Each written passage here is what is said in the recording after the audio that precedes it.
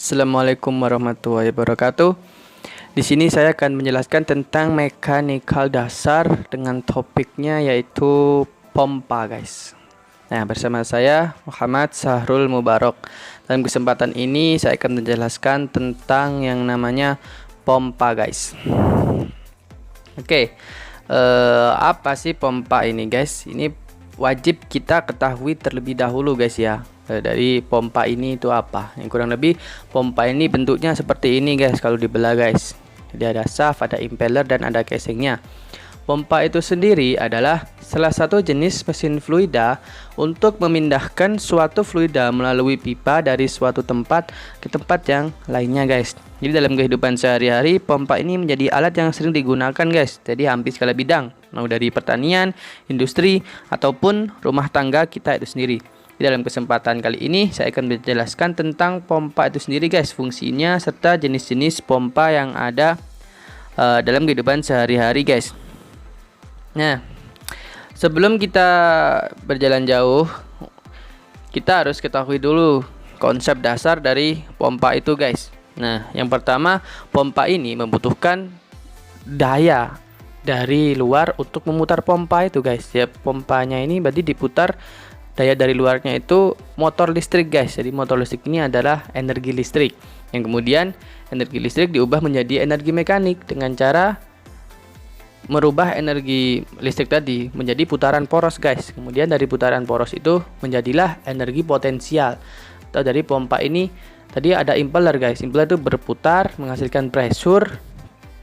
Di pressure itu akan menekan fluida sehingga menciptakanlah energi potensial pada fluida, guys. Jadi sistemnya itu dia merubah energi listrik menjadi energi mekanik, dan dari energi mekanik diubah menjadi energi potensial dari fluida itu sendiri, guys. Ini konsepnya harus paham, guys. Kalau konsepnya sudah paham, insya Allah lancar, guys, berjalan pompa kali ini, guys. Nah, untuk selanjutnya yaitu spesifikasi dari pompa, guys. Jadi dari spesifikasi dari pompa ini harus kita ketahui, guys, karena jumlah fluida yang dapat dialirkan per energi angkat dan satuan atau kapasitasnya, guys. Jadi ketika kita membeli pompa, kita harus tahu dulu spesifikasi pompa yang harus kita butuhkan. Yang pertama yaitu kapasitas, guys. Itu volume pada fluida yang bisa dialirkan dalam satuan waktu, guys. Jadi kita butuh kapasitasnya ini besar atau kecil, guys. Biasanya dinyatakan oleh meter kubik per sekon atau liter per sekon, guys. Kemudian yaitu ada yang namanya putaran, guys. Jadi putaran ini merupakan putaran poros impeller, ya, guys, ya, yang dinyatakan dalam satuan RPM, guys, atau revolusi per menit. Nah, kemudian spesifikasi selanjutnya yaitu torsi, guys. Jadi torsi ini merupakan ukuran kekuatan atau gaya yang menyebabkan objek itu berputar di sekitar sumbu, guys. Jadi torsi ini biasanya satuannya Newton per meter, guys. Nah, kemudian di sini ada yang namanya daya.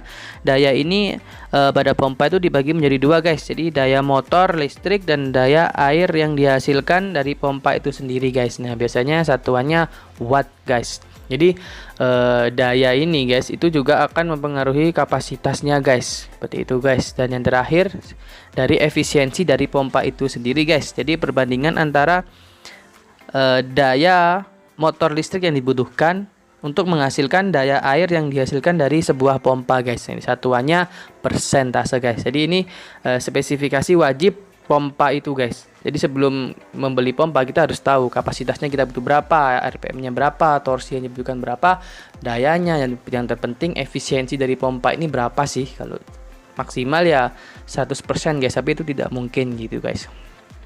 Kemudian setelah kita paham tentang spesifikasi pompa, kita juga akan belajar yang namanya di sini ada fungsi pompa, guys. Nah, fungsi pompa yang pertama yaitu dia memindahkan cairan fluida dari suatu tempat ke tempat lainnya, guys. Nah, di sini kan ada pompa. Dia memindahkan air dari sumur menuju ke tandon, guys, yang kemudian akan dialirkan ke bak mandi rumah kita, guys. Jadi fungsi pompa ini memindahkan air dari sumur menuju ke tandon dan menuju bak mandi kamar mandi kita, guys. Nah, seperti itu.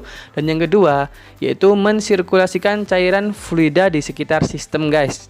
Nah, contohnya di sini ada white water, guys, di mana pompa ini akan mensirkulasikan menuju cleaner, menuju screen, menuju headbox. Dari headbox dia akan menuju forming, dan dari forming terjadi dewatering yang akan ditampung di wet water silo. Nah, dari wet water silo ini dia akan dipompa lagi, disirkulasikan menuju cleaner, screen. Nah, itu namanya kan sirkulasi terus ya guys ya. Dia akan bersirkulasi terus-menerus dalam satu sistem itu guys.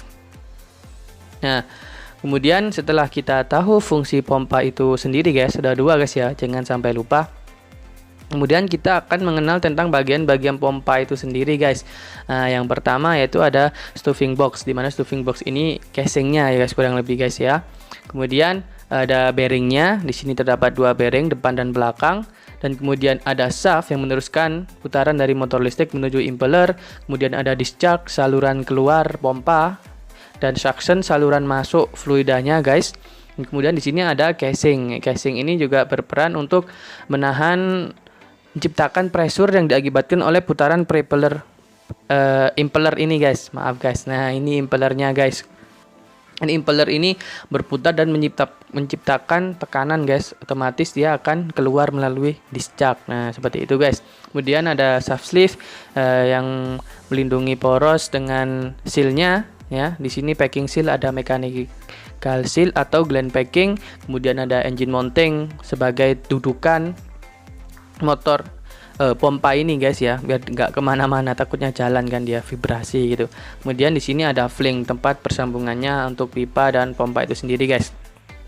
Nah, ini bagian-bagian pompa utamanya seperti itu guys ya.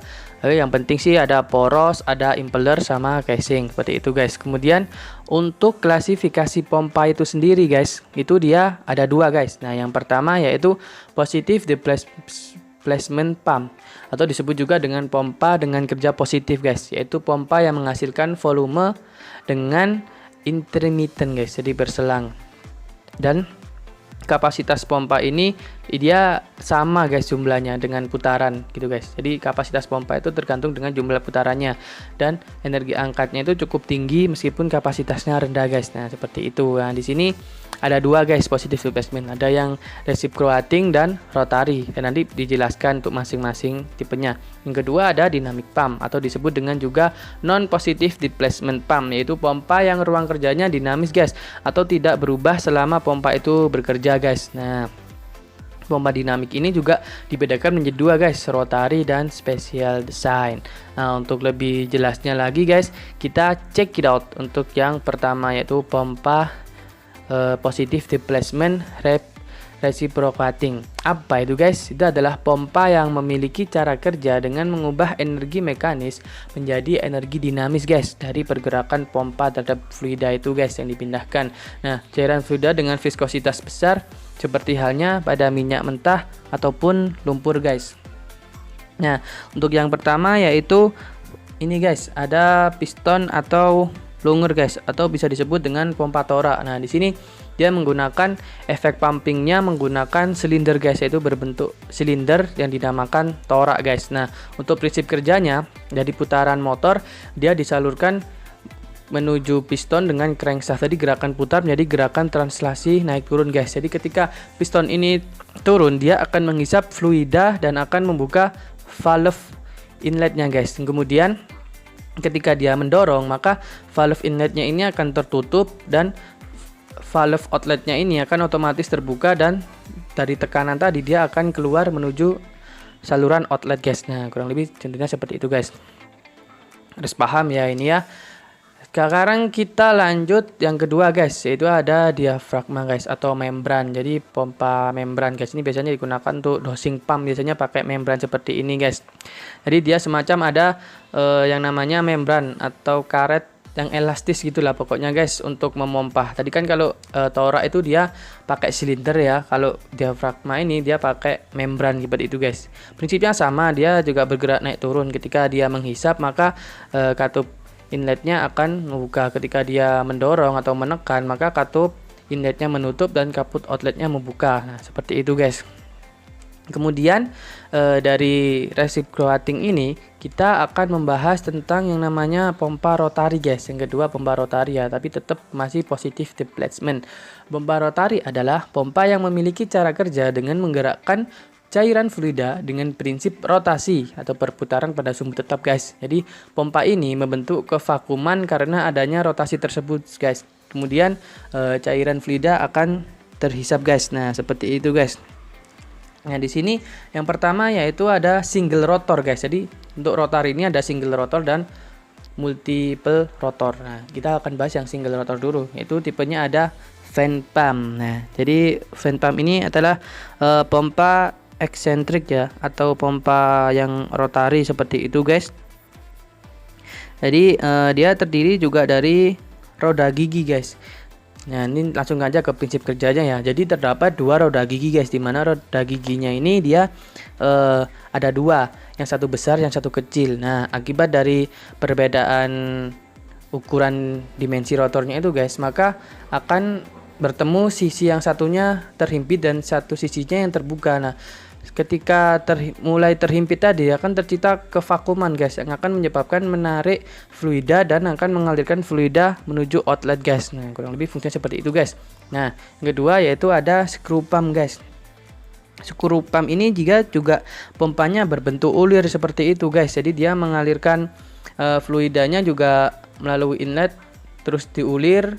Dia akan mengikuti arah aliran ulirnya. Nih guys, langsung cara kerjanya biar mudah guys. Nah, jadi pompa ulir ini zat caur akan masuk pada lubang hisap guys, kemudian ditekan dengan ulir yang mempunyai bentuknya ya seperti ulir itu tadi guys.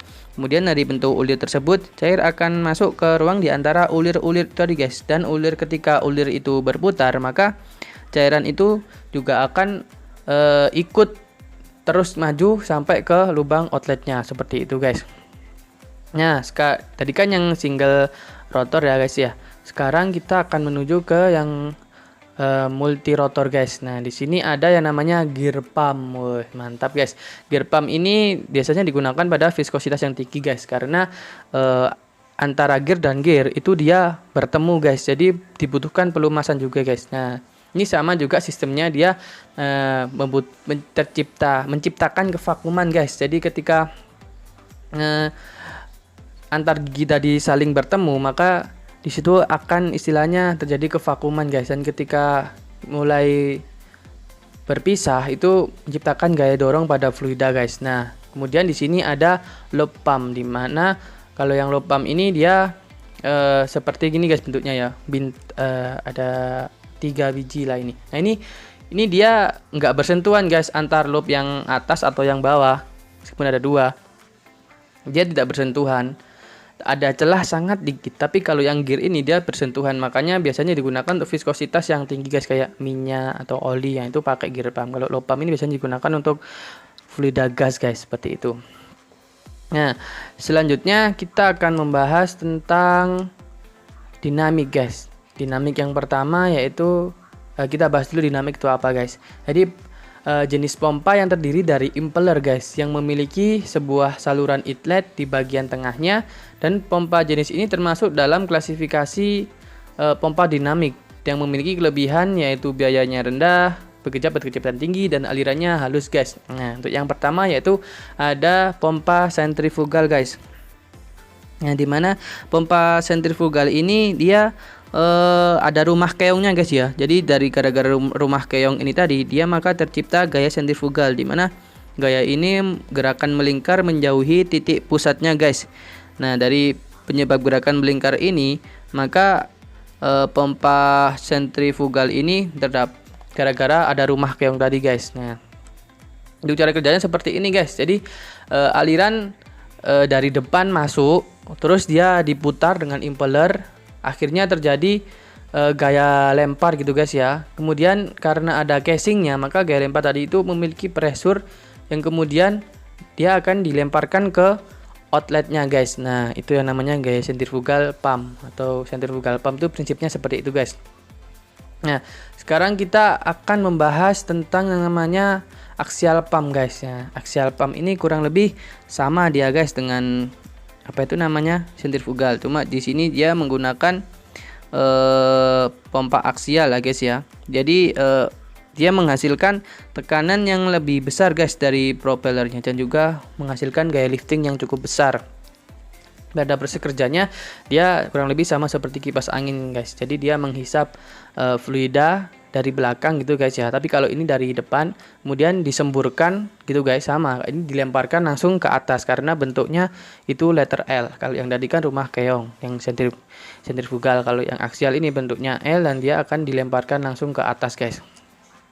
Nah, sekarang kita akan membahas tentang special descent guys. Dinamik yang special descent, dimana pompa jenis ini dirancang untuk suatu kondisi khusus guys di dalam berbagai bidang sesuai dengan kebutuhannya guys. Nah, yang pertama kita akan membahas tentang jet pump guys ya, dimana pompa ini merupakan pompa yang menggunakan efek Venturi guys dari nozzle yang mengkonversikan energi tekanan menjadi energi gerak melalui cairan fluida yang bergerak guys. Nah, dia juga menghasilkan area dengan tekanan yang rendah di sekitar guys. Jadi dia juga ikut menghisap untuk aliran di sekitarnya guys. Nah, contohnya seperti ini guys. Jadi ada Venturi, di mana Venturi itu terdapat dua fluida guys. Yang pertama yang biru itu dia emang fluidanya ditekankan kan, terus dia mengerucut kecil.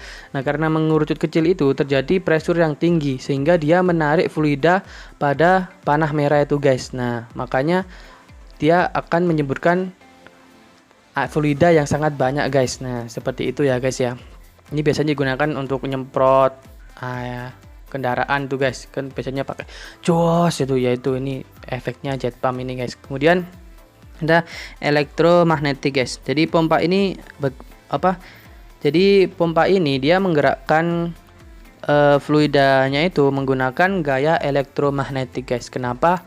Kita langsung lihat cara kerjanya guys. Jadi elektromagnetik ini guys, dia untuk motornya itu dia juga dialiri fluidanya guys. Fungsinya untuk mendinginkan juga motornya. Jadi fluida ini masuk, nah, sebagian ada yang masuk ke sekitar rotor, sebagian langsung ada yang ke arah outletnya guys. Nah, ini biasanya digunakan untuk bahan kimia seperti yang mudah terbakar guys. Contohnya bensin, etanol, metanol. Nah, seperti itu biasanya menggunakan elektromagnetic pump guys. Nah, yang terakhir dari special descent ini guys, ada yang namanya hydraulic ram guys. Jadi hydraulic ram ini banyak kita jumpai sebenarnya guys. Ini adalah pompa air siklik guys yang menggunakan tenaga hidro. Prinsip kerjanya itu dia menggunakan energi kinetik dari cairan guys. Jadi energi tersebut diubah menjadi energi tekan dengan memberikan tekanan secara tiba-tiba guys. Nah, seperti ini. Ini ada supply portnya, ini airnya, kemudian ada exhaust port dan delivery port. Untuk cara kerjanya seperti ini guys. Air masuk dan dia akan membuka main valve dan akan terbuka menuju exhaustnya guys. Ini ketika tekanannya datang secara tiba-tiba ya guys ya. Jadi tekanan itu akan masuk langsung keluar dari exhaustnya melalui main valve. Tapi ketika dia tekanannya berlebih guys, dia akan terbuang melalui ini guys, relief valve. Relief valve akan terbuka dan dia akan muncrat keluar melalui atasnya guys. Nah, kemudian untuk menangani ini maka kita akan mengajusnya guys. Jadi memutar adjusternya agar main valve ini terbuka kembali dan menutup relief valve sehingga fluida tadi bisa keluar melalui outputnya guys. Seperti itu dan bisa digunakan. Nah, oke guys. Untuk kesempatan kali ini mungkin cukup sampai di sini ya guys ya. Terima kasih atas partisipasinya dan sudah melihat. Dan semoga ilmunya bermanfaat ya guys ya. Assalamualaikum warahmatullahi wabarakatuh.